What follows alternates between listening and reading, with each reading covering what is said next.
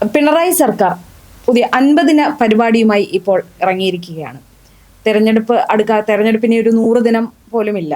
ആ സമയത്താണ് 50 കർമ്മ പരിപാടി.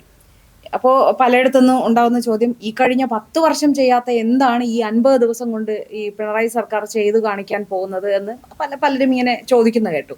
പക്ഷെ ഇത് ഈ 10 വർഷം കൊണ്ട് ചെയ്യാത്തത് ഈ 50 ദിവസം കൊണ്ട് ചെയ്യാനല്ല, മന്ത്രിമാരുടെ നേതൃത്വത്തിൽ ഇവർ എന്തൊക്കെ ചെയ്തു എന്നുള്ളത് പർവ്വതീകരിച്ച് ജനങ്ങളുടെ മുന്നിൽ അവതരിപ്പിക്കുക. കാരണം ജനങ്ങളിൽ ഒരു ധാരണ ഉണ്ടാക്കുക. ഇപ്പൊ തെറ്റിദ്ധാരണ. അതെ, ഈ കഴിഞ്ഞ തദ്ദേശ സ്വയംഭരണ സ്ഥാപനങ്ങളിലേക്കുള്ള തെരഞ്ഞെടുപ്പിൽ വമ്പിച്ച തിരിച്ചടിയാണ് LDF ഉണ്ടായത്. അപ്പോൾ മനസ്സിലായി ഇങ്ങനെ ഇരുന്നാൽ ശരിയാവില്ല. അപ്പോൾ ജനങ്ങളിലേക്ക് ഇറങ്ങിച്ചെന്ന് അവിടെ നമ്മൾ ധാരണ ഉണ്ടാക്കണം, അവരെ ധരിപ്പിക്കണം നമ്മളിവിടെ എന്തൊക്കെയോ ചെയ്തിട്ടുണ്ട് എന്നുള്ളത്. അപ്പോൾ അതിനുവേണ്ടി ഇവർ എന്താണ് ചെയ്യുന്നത്? ഖജനാവിലെ പണം ഉപയോഗിച്ച് ഈ കർമ്മ പരിപാടി എന്ന പേരിൽ LDF വേണ്ടി നിയമസഭാ തെരഞ്ഞെടുപ്പിന് വേണ്ടിയുള്ള പ്രചരണമാണ് ഇവർ ആരംഭിച്ചിരിക്കുന്നത് എന്ന് ജനം മനസ്സിലാക്കേണ്ടതുണ്ട്. ആലോചിക്കണം. ഇപ്പൊ അവരുടെ പാർട്ടി ഫണ്ട് ഉപയോഗിച്ച് അവർക്കത് ചെയ്യാം. പക്ഷേ ഈ കർമ്മ പരിപാടി എന്ന് ജനങ്ങൾക്ക് വേണ്ടി എന്ന ഒരു വ്യാജേന നടത്തുന്നത് തീർത്തും ഒരു പാർട്ടി പരിപാടി. ഇത് ഇന്ന് ആദ്യമായിട്ടല്ല.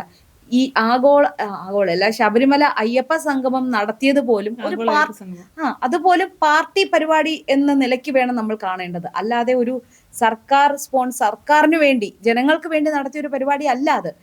കാരണം കഴിഞ്ഞ ശബരിമല സ്ത്രീ പ്രവേശന വിഷയം CPM ഉണ്ടാക്കിയ ഒരു തിരിച്ചടിയുണ്ട് ജനങ്ങളുടെ മനസ്സിൽ. അതിനെ ഓവർകം ചെയ്ത് ജനങ്ങളുടെ ഹൃദയത്തിലേക്ക് CPM ഭക്തരുടെ കൂടെയാണ് എന്ന് വരുത്തി തീർക്കുക. അതും ഒരു കണക്കിന് നോക്കിയാൽ അവരുടെ പ്രചരണ പരിപാടിയുടെ ഭാഗമാണ്. ഇതുപോലെ ഇത്രയും വൃത്തികെട്ട രീതിയിൽ ജനങ്ങളുടെ കാശ് ഉപയോഗിച്ച് സ്വന്തം പാർട്ടിക്ക് വേണ്ടി പ്രചരണം നടത്തുന്ന മറ്റൊരു പാർട്ടിയും ഉണ്ടാവില്ല ഇവരല്ലാതെ. ഇപ്പൊ ഈ ഒരു അഭിപ്രായത്തിൽ സൗവർണിക്ക് എന്തെങ്കിലും വിരുദ്ധാഭിപ്രായമുണ്ടോ? ഇല്ല ചേച്ചി, കാര്യം എന്താണ്, ഇലക്ഷന് വേണ്ടി അല്ലെങ്കിൽ തെരഞ്ഞെടുപ്പുകളെ നേരിടുന്നത്, എന്റെ ഒരു അഭിപ്രായത്തിൽ തെരഞ്ഞെടുപ്പുകളെ നേരിടേണ്ടത് പാർട്ടി ഫണ്ട് ഉപയോഗിച്ചുകൊണ്ടാണ്. ഒരിക്കലും നമ്മുടെ നികുതി പണം, നമ്മൾ നൽകുന്ന നികുതി പണം അല്ലെങ്കിൽ പൊതു ആവശ്യങ്ങൾക്ക് പൊതു ഖജനാവിൽ കിടക്കുന്ന പണം എടുത്ത് ഏത് രാഷ്ട്രീയ പാർട്ടി ആകട്ടെ അത് ചെലവാക്കുന്നത് ശരിയായ രീതിയേ അല്ല. ക്ഷേമ പെൻഷൻ വർദ്ധിപ്പിക്കുമ്പോൾ നമുക്കത് പറയാം, അത് എന്താണ്, ഇലക്ഷന് വേണ്ടി ഇലക്ഷൻ മുന്നിൽ കണ്ട് ചെയ്യുന്നതാണെങ്കിൽ പോലും അത് പൊതുജനത്തിന് ഗുണകരമാകുന്ന കാര്യമാണെന്നെങ്കിലും പറയാം. അല്ലാതെ ഇത്തരം പരിപാടികളെ പ്രോത്സാഹിപ്പിക്കാനാകില്ല. എനിക്ക് തോന്നുന്നു ഇതിപ്പോ എന്താണ്, സർക്കാരിന്റെ ഒരു സ്ഥിരം ടെക്നിക്കാണ്.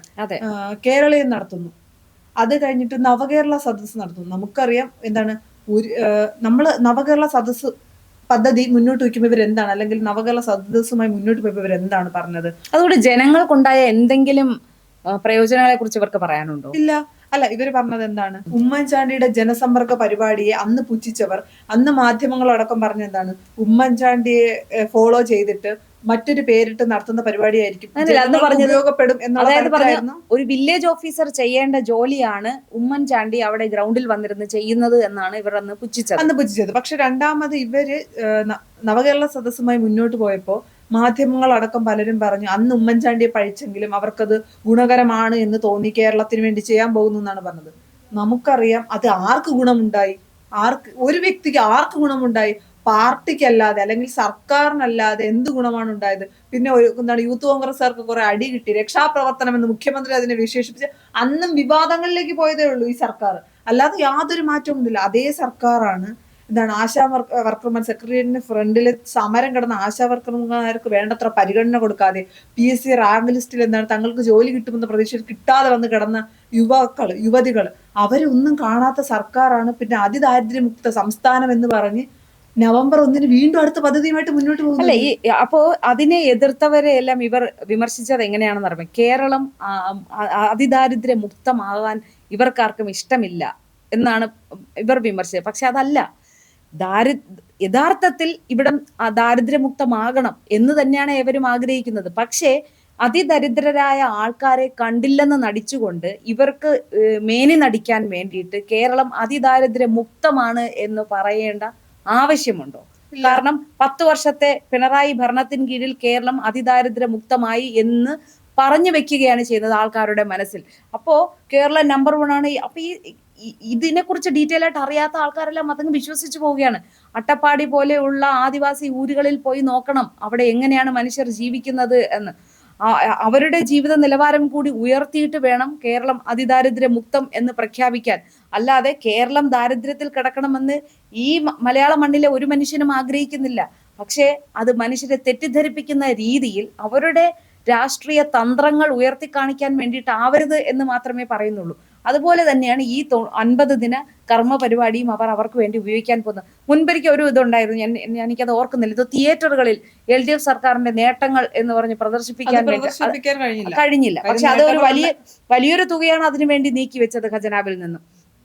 അപ്പൊ ഇതൊക്കെ ചെയ്യാൻ ഇവർക്ക് നാണമില്ലേ എന്നല്ലേ ചോദിക്കാൻ. അതിനെന്താ ഈ AKG സെന്ററിൽ പൈസ എടുത്ത് വേണം ഇവരിതൊക്കെ ചെയ്യേണ്ടത്. അല്ലെ ചേച്ചി, കഴിഞ്ഞ ദിവസം ഒരു ചാനൽ ചർച്ചയിൽ കോൺഗ്രസിന്റെ പ്രതിനിധി ചോദിക്കുന്നുണ്ടായിരുന്നു CPM-ന്റെ LDF-ന്റെ പ്രതിനിധിയോട്, നിങ്ങളായി കൊണ്ടുവന്ന ഈ 10 വർഷമായി നിങ്ങളായി കൊണ്ടുവന്ന് നിങ്ങളായി തുടങ്ങി വെച്ച ഒരു പദ്ധതിയുടെ പേര് പറയാമോ? വിഴിഞ്ഞം പദ്ധതി ഇവർക്കുള്ളതാണെന്ന് ഇവര് പറയുന്നതാണ്. പക്ഷെ കേരളത്തിൽ അറിയാം വിഴിഞ്ഞം പദ്ധതി ആരുടേതായിരുന്നു. അതുപോലെ അല്ലെങ്കിൽ കൊച്ചി മെട്രോ ഇതൊക്കെ ആരുടെ പദ്ധതികളായിരുന്നു? ഞാൻ എൻ്റെ ഒരു പേഴ്സണൽ ഒപ്പീനിയൻ, കാരുണ്യം എന്ന് പറയുന്ന പദ്ധതി കേരളത്തെ സംബന്ധിച്ചിടത്തോളം സാധാരണക്കാരായ ആളുകൾക്ക് ഒരുപാട് ഉപകാരമുള്ള ഒരു പദ്ധതി എന്ന് വിശ്വസിക്കുന്ന ആളാണ് ഞാൻ. പ്രത്യേകിച്ച് RCC പോലെയുള്ള സ്ഥലത്ത് ഇപ്പൊ മുന്നത്തെ പോലെയല്ല. ക്യാൻസർ എന്ന് പറയുന്നത് പനി പിടിക്കുന്നത് പോലെയാണ് ക്യാൻസർ പേഷ്യൻസ്. അവർക്ക് ഏറ്റവും കൂടുതൽ ഗുണകരമായിട്ടുള്ള ഒരു പദ്ധതിയാണ് കാരുണ്യം എന്ന് വിശ്വസിക്കുന്ന ആളാണ് ഞാൻ. കാര്യം നമുക്ക് തിരുവനന്തപുരം RCC ചെല്ലുമ്പോൾ കാരുണ്യയുടെ കാർഡുള്ളവരൊക്കെ എന്താണ് ആശ്വസിക്കാൻ കഴിയുന്ന തരത്തിലായിരുന്നു. ആ കാരുണ്യ പോലും നിർത്തിയ നിലയിലാണ് ഇപ്പൊ മുന്നോട്ട് പോകുന്നത്. അപ്പോൾ അങ്ങനെയുള്ള സർക്കാർ എന്താണ് പാവങ്ങൾക്ക് വേണ്ടി ചെയ്തത്?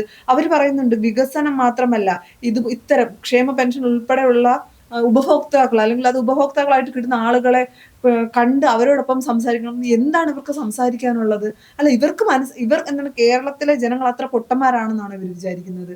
ഉള്ള നല്ല പദ്ധതികളെല്ലാം വേണ്ട എന്ന് വെച്ചിട്ട് തെരഞ്ഞെടുപ്പ് ആവുമ്പോൾ ക്ഷേമ പെൻഷൻ കൂട്ടുക, അല്ലെങ്കിൽ ശമ്പള വർധനവില് ഒപ്പിടുക, ഇതെല്ലാം ചെയ്യുമ്പോൾ കേരളത്തിൽ എല്ലാവരും ഇവർക്കൊപ്പം നിൽക്കുമെന്നാണ് അത് മറ്റൊരു തന്ത്രമാണ്. ഈ ക്ഷേമ പെൻഷനുകളൊന്ന് പിടിച്ചു നിർത്തുക, ഒരു ഈ കുറച്ച് പെൻഡിങ് വരുത്തി വെച്ചിട്ട് തെരഞ്ഞെടുപ്പിന് തൊട്ട് പിന്നെ ഈ പെൻഡിങ്ങിലുള്ളതെല്ലാം കൂടെ കൊടുത്തു കഴിയുമ്പോൾ ഈ ഒരു ഹ്യൂജ് എമൗണ്ട് അല്ലേ കിട്ടുന്നത്. ഹ്യൂജ് മീൻസ് മാസം 1000 കിട്ടുന്നിടത്ത് ഒരു 3-4 മാസം കിട്ടാതിരുന്നിട്ട് ഒരു 3000 രൂപയോ 4000 രൂപയോ കിട്ടുമ്പോൾ ആ കിട്ടുന്നവർക്ക് 3000 കിട്ടി എന്നുള്ള ഒരു ഇതിൽ സർക്കാർ അങ്ങ് കുറേ തന്നു എന്ന ഒരു ഫീൽ ഉണ്ടാക്കുക സാധാരണക്കാരായ ജനങ്ങളിൽ. പറയുമ്പോ എന്താണ്, ഈ 1000 രൂപയിൽ ഒരു മാസം ഒരു വയസ്സായ അല്ലെങ്കിൽ ഒരു 2 പേര് മാത്രമുള്ള വീട്, 2 പേരും വൃദ്ധരാണെന്നിരിക്കട്ടെ, അപ്പൊ അവര് ചിന്തിക്കുന്നത് എന്താണ്, അവർക്കൊരു വ്യക്തമായ പ്ലാൻ ഉണ്ടായിരിക്കും. ഈ 1000 രൂപയിൽ എനിക്ക് ഇന്നതൊക്കെ ചെയ്യണം.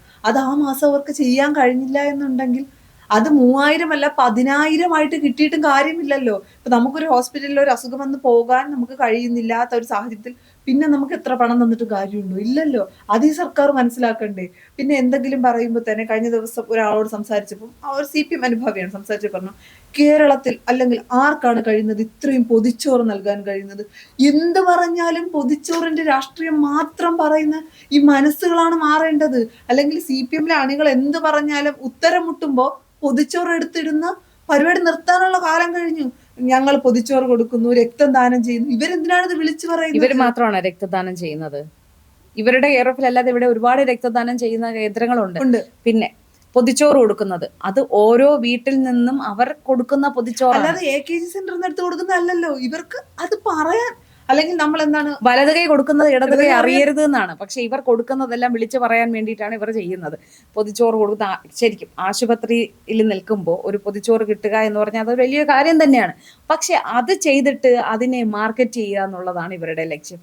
അത് മാർക്കറ്റ് ചെയ്ത് അതിനെ കൂടി വോട്ടാക്കുക. അപ്പൊ ഇവർ ഈ പൊതിച്ചോറ് എന്ന ഒരു പരിപാടി തുടങ്ങിയത് തന്നെ വോട്ട് കിട്ടാൻ വേണ്ടി, ഇവർക്ക് ക്യാമ്പയിനിന് വേണ്ടിയിട്ട് മാത്രമാണ് എന്നല്ലേ ഇത് അർത്ഥമാക്കുന്നത്. തീർച്ചയായും. പിന്നെ അതുപോലെ തന്നെ എനിക്കൊരു അഭിപ്രായമുള്ളത്, മുഖ്യമന്ത്രി അടക്കമുള്ള മന്ത്രിമാരുടെ PR ടീം എത്രയും പെട്ടെന്ന് പിരിച്ചുവിടുക. അവരാണ് ഓരോ ദിവസവും എന്താണ് അവര് ചിന്തിക്കുന്നത്. എനിക്ക് തോന്നുന്നു എന്താണ്, മുഖ്യമന്ത്രിക്ക് വേണ്ടി അല്ലെങ്കിൽ കേരള സംസ്ഥാനത്തിന് വേണ്ടി നല്ല PR ചെയ്തു ഇതല്ല ഇവർ ഉദ്ദേശിക്കുന്നത്. കേരളത്തിലെ ഖജനാവിലെ പൈസ, അല്ലെങ്കിൽ കേരളത്തിൽ എങ്ങനെ അധിക കടം ഉണ്ടാക്കാം എന്ന തരത്തിലേക്ക് PR ടീമുകൾ മാറിയിട്ടുണ്ട്. അത് നിർത്തേണ്ട സമയം. അത് നിർത്തി കഴിയുമ്പോൾ തന്നെ ഈ സർക്കാർ കുറച്ചുകൂടി കരകയറും എന്നാണ് എനിക്ക് തോന്നുന്നത്. കാര്യം PR ടീം ചെയ്യുന്ന ഓരോ മണ്ടത്തരത്തിൽ ഉത്തരം പറഞ്ഞുകൊണ്ടിരിക്കുന്ന സർക്കാരാണ്, അല്ലെങ്കിൽ ഓരോ തവണയും PR ടീമിന്റെ മണ്ടത്തരത്തിൽ വെട്ടിലാകുന്നതും സർക്കാരാണ്. അതൊക്കെ മാറിക്കഴിഞ്ഞാൽ തന്നെ പകുതി പ്രശ്നം തീരും. അല്ല, അത് വെളുക്കാൻ തേച്ചത് പാണ്ടായി എന്ന് പറയും പോലെ ഇപ്പോൾ ഈ വരുന്ന നിയമസഭാ തെരഞ്ഞെടുപ്പിൽ തന്നെ ജനങ്ങൾ ഇതിനുള്ള മറുപടി കൊടുക്കുമെന്ന കാര്യത്തിൽ യാതൊരു സംശയവുമില്ല.